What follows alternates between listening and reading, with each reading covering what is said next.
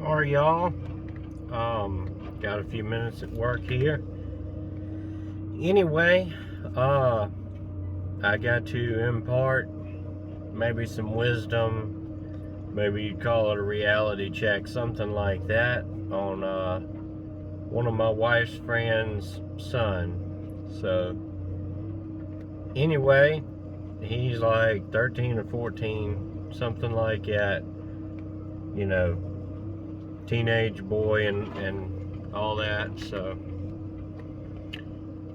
doesn't quite have he's got a naive outlook on life.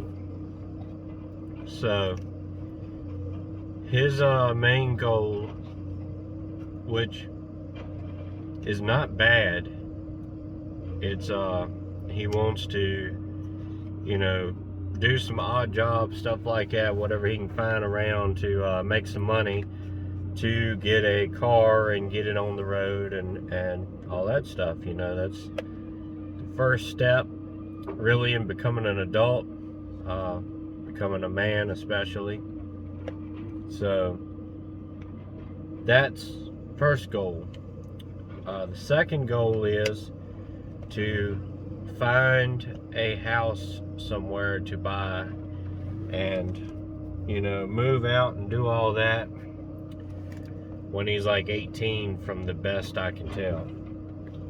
Now, that is a good, you know, idea to go on and buy a house and not be paying rent on something that you'll never own. But the problem is being a 18-year-old kid, it's going to be very hard to get a loan for something like that.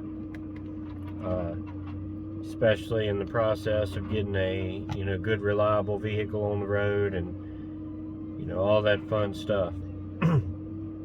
It's a good idea, good thinking, but I just don't think it's going to happen as fast as he's wishing for it too.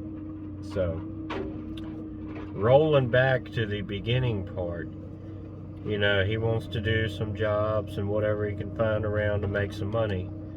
And that's a great thing. There needs to be more, you know, teenagers that are doing that kind of thing. But the problem is work ethic. I really have my doubts on work ethic. Now, I hate to be one to judge, and here comes the judgmental part, but there's always just certain people that you can tell are not going to do but so much. They're not going to work but so hard, and that's kind of what I'm getting. So I talked to him a little bit. You know, I asked him, you know, I said, what kind of work ethic you got? He said, what's that? I said, you ain't got it. Then I explained to him, hey, if somebody gives you a job, or hey, if I give you a job, you know, he's talking about doing different things around on, you know, helping people with farm stuff. So I told him, I said, you know, where's your line at? He said, what do you mean? I said, what are you willing to do and what are you not willing to do? And I told him, I said, if I give you a job, I give you a shovel and tell you go clean out the hog pen with all the fun stuff that's in there, what are you going to say? And he's like, no, I'm not doing that. Now, I can understand it to a degree. I try to be the kind of person that whatever situation that you're talking about or looking at, that I can kind of see and understand both sides. I try not to be closed-minded on most things. Some things I only see one way, but most things I try to look at both aspects. Now, I can understand that is not a very desirable job. But number two, if you're looking for work and you really want to get that car on the road bad enough, you're going to do what it takes to do that, to accomplish that goal. Now, rolling back to that, I mean, it was no right off the bat. It's not, what else do you got? It's not, what kind of money we're talking, because for all he knows, I mean, I could have given $50 an hour to clean out the hog pen. Now, I'm not going to do that, but I could have. I told him, if you get a job with somebody, they're going to want somebody who can get done whatever needs to be done. If you're going to pick and choose what you want to do, tell the boss what you're going to do and what you're not going to do, you're not going to have a job very long. I don't believe that's going to work. Now, again, honestly, I've got a lot of things to do around the farm and stuff that I don't have time to do, but at the same time, I don't think if I got him to do things it would work out, because I have a very high expectation. That's why I do a lot of things myself, where I can do it the exact way I want to do it and at the speed and pace I want to do it. I have a very high expectation of work, and that's just the way I am. So take it for what it is. But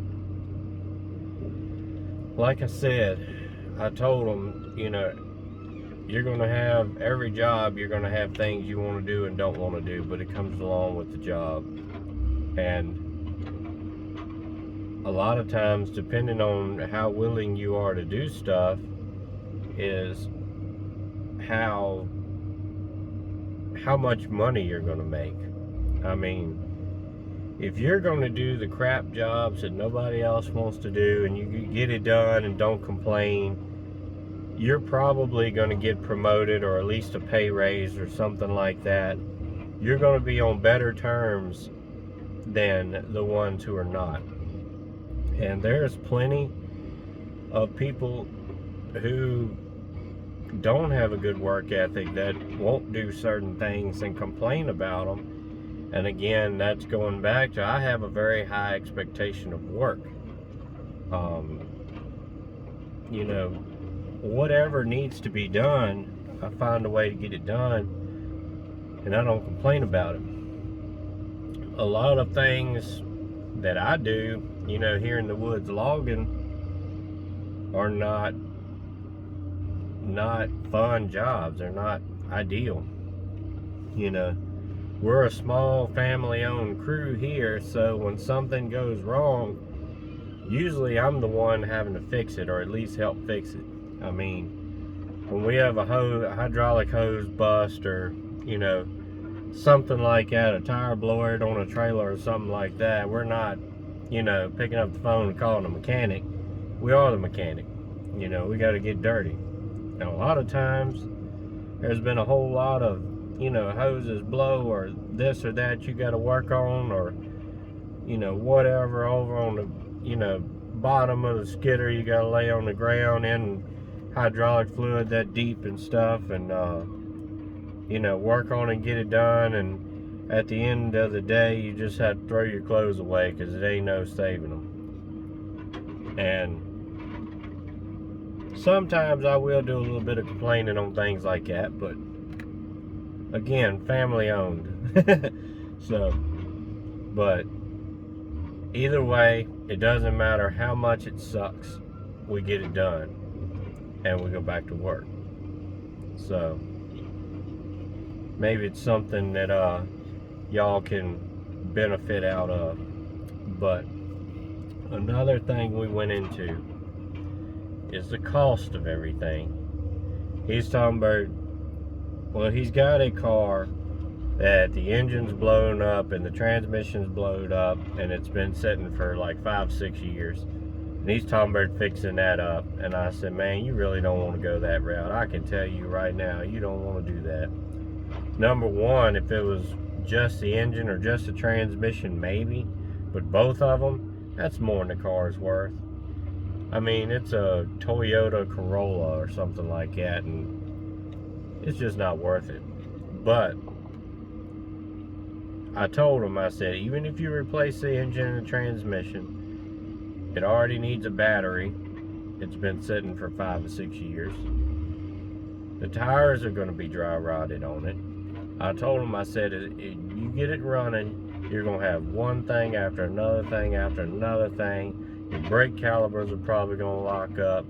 Your brake lines are going to be old and dry rotted and brittle, and they're probably going to bust, and you're going to have to replace all those. I told him, I said, there's just a pile of things that it's going to nickel and dime you to death. I said, you'll be better off buying something running. I mean, you can get a decent car, probably $2,500 or $3,000, and hit the road with it. But he's talking about, you know, if I did buy one, or buy one at a car lot, or buy one from somebody, you know, exactly what's it going to cost.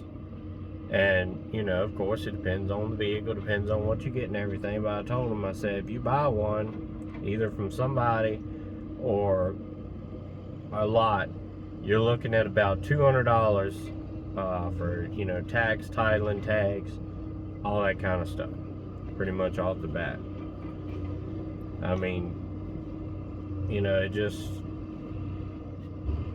like I said, he's got a naive outlook, but he did get a reality check out of it. But like I said, you got all that, you know, you've got property tax, you've got insurance, possible payment if you're going that route, then you've got maintenance and upkeep, then you got the freaking almost $4 a gallon gas, which by the time he gets on the road, depending on the way the country's going, it may be higher, it may be lower, it may not be none at all. But that's neither here nor there at the moment, but just kind of giving them some things to look into. And it's talking about owning a house, you know, buying a house, whatever. Told them it's basically the same thing. Then you're going to have a payment, you're going to have homeowner's insurance, you know, property tax, sales tax, you know, your heating and air, and whichever way you go on that, whether you got, you know, city water you're paying a bill on, or you got a well, and if you got to drill a well, and I mean, just a pile of things. I didn't want to discourage him or, you know, beat him down or anything, but just kind of give him an idea. It's like, you know, hey, you can't just buy a car and hit the road. It's not going to work that way. And you can't just decide you want to buy a house and go out and buy one. It's not going to work that way either. I told him also, a lot of that is going to depend on your job. I mean, if you got a steady job, if you make decent money or not, because all that goes into loans and everything like that. I mean, if you've got a part-time job making $200 a week, you're not going to be able to buy much. And that's just the fact of it is, you know. Like I told him with the work ethic, I said, you know, if you want to have something in life, a 9-to-5 is not going to get you there. Now, you may be able to pay your bills and live comfortable, whatever like that, but if you really want to have something, that's not going to cut it. I told him, I said, every day I work here in the woods full time, then I go home and I work on the farm. I mean, you know, it's usually till dark. And now when the, you know, since it's winter, a lot of times, by the time I get home, it's pretty much already dark. So whatever I need to do is done with lights, you know, flashlights and stuff. A lot of people make fun of this light up here, and I keep it there all the time, which I don't have to. You can pull the patch off, or you can just pull the light out or whatever, but being up there, it's handy. I always got it. I ain't got to worry about misplacing it or nothing. As long as I got my hat, I got my light, and If I couldn't buy another one, I wouldn't take $500 for that light. That thing is very, very useful. So I'll throw that party in for free. But again, I'm not paid or sponsored. I'm not even monetized at this point, because we applied for it and YouTube said, nope, you gotta change some stuff and try again in a month. So we'll try again. I do like Olight, and I wish they would sponsor me. That would be awesome, because I would get a lot of use out of their lights. And yeah, invest in flashlights. I'd say probably over half of your life is in the dark, so maybe it's a good idea to have a light around.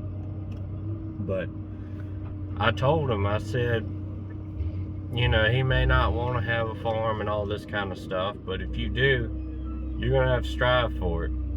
If you're going to want to own your own business, you're going to have to put in the work, and you're going to have to strive for it. When you own your own business, it's not a 9 to 5 and, you know, go home as somebody else's problem. It's all the time. Now, we did get into some career choices. He doesn't really want to go to college, which is fine with me. But he doesn't really want to do any of the blue-collar trades either. So that's going to be a difficult thing for him, maybe. Because I told him, you know, plumbers make good money. Loggers make decent money. You know, truck drivers make good money. Welding is excellent money. You just have to get the certifications and all that kind of stuff. Construction, all of that stuff is good money. A lot of that offers, you know, on-site or hands-on training, or whatever you want to call it, or they'll get whatever certifications and stuff you need done through, you know, the workplace. I mean, you can be working while you're moving up the chain, so to speak. But doesn't really have any interest in all of them, so it's like I don't know how to help you on that, because I am definitely a blue-collar, manual labor kind of guy.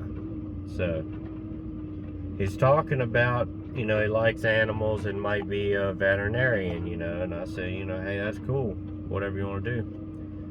A lot of veterinarians are on call like regular doctors, so I thought that may be something you have to look out for too.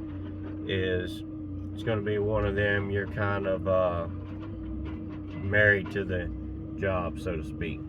So anyway, just kind of helping them along, maybe. So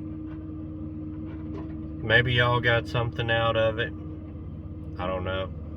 Maybe you know somebody that might need to see this video and kind of hear what I'm talking about. Maybe they need a reality check or something, so you can send it to them. But anyway, other than that, I guess that's about all I got for this one. Stay prayed up, prepped up, and strapped up. See ya.